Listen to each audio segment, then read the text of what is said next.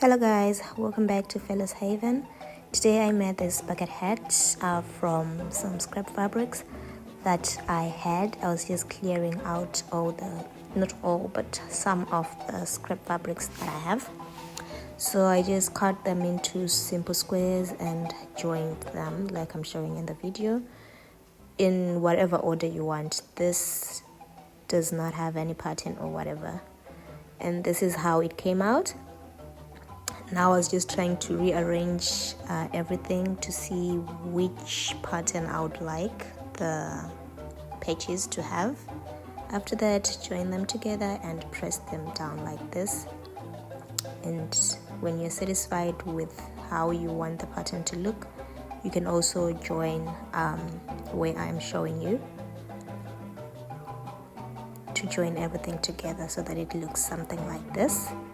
Give it a good press, and this is how it looks, and that is the wrong side of the fabric. Now we have a big fabric, so if you have a lot of scraps, you can join as many as you want and be able to make anything that you want.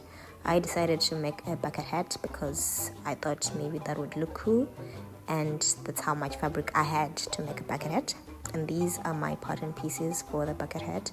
I won't be showing like step by step on how to make a bucket hat because I already have a video of that on my YouTube. You can look it up and watch how to make a bucket hat step by step.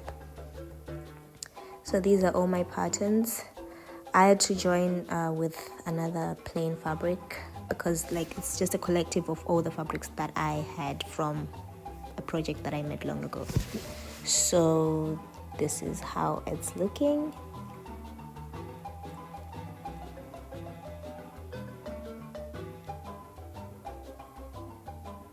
And yeah, that's it.